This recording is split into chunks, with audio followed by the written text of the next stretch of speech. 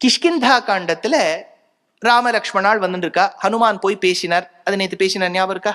ஒரு 7:15 7:45 வரைக்கும் பேசிகிட்டே இருந்தார்.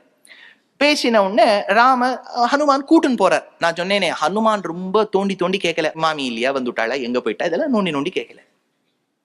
நேரம் சுக்ரீவன் கிட்ட கூட்டுன்னு போறார்.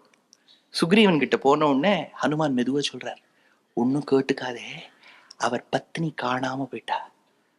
சுக்ரீவன் ராமருக்கு சேம் பிஞ்ச். என் பொண்டாட்டியும் காணோன்ன. ஹனுமான் சொன்னார், அதாவது அப்பதான் ஹனுமானுக்கு எப்படி இருந்திருக்கும் பாருங்க, எம்பாரசிங்கா இருந்திருக்கும். இந்த ஆளுக்கிட்ட போய் நம்ம வேலை பார்க்கிறோமே, இந்த அசடா இருக்கு இது.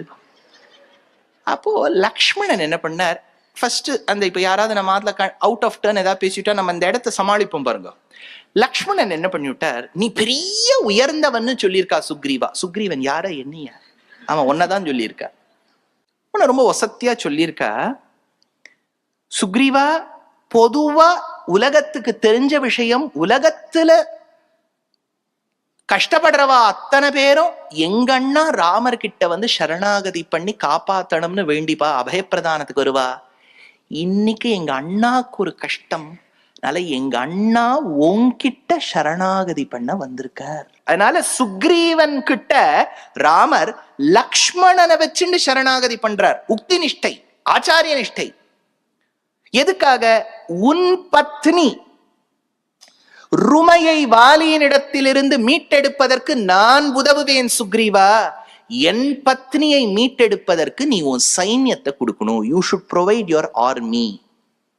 சுக்ரீவன் சரின்னு சொல்லிட்டு எம்ஓயூலாம் சைன் பண்ணா. இப்படி போட்டோலாம் டேக்கோது பண்ணாரான்னு கேட்டா, சுக்ரீவனுக்கு பட்டாபிஷேகமா எடுத்து 4 மாசம் கண்டுக்கவே இல்லை. ராமரும் ஒரு டேட்டா கிழிச்சு கிழிச்சு போட்டு இருக்க, இன்னும் வரவே இல்லை. ஏன் அப்படின்னா சுக்ரீவனுக்கு மது போதை, ரொம்ப குடிப்பான், அதனால பண்ணல. அதனால ராமர் செய்த சரணாகதி எப்படி யோசிச்சு பாருங்க, ராமரே செய்த சரணாகதி பலிச்சுதா? பலிச்சுது. ஏன்னா 2-3 ரிமைண்டர் கொடுத்தார் ராமர். லக்ஷ்மணனை விட்டு கொடுக்க சொன்னார். லக்ஷ்மணன் போய் சொன்னார், எங்க அண்ணா சொல்லி அமிச்சு சொன்னார், சுக்ரீவா உன் அண்ணா வாலிக்கு ஒரு கதவை திறந்து வச்சாரா, அந்த கதவை இன்னும் மூடலேன்னு சொல்ல சொன்னார். அப்புறம் சுக்ரீவன் போட்டு நின்னா ஃபேஸ்லாம் ஃப்ரெஷன் அப் பண்ணி வரார்.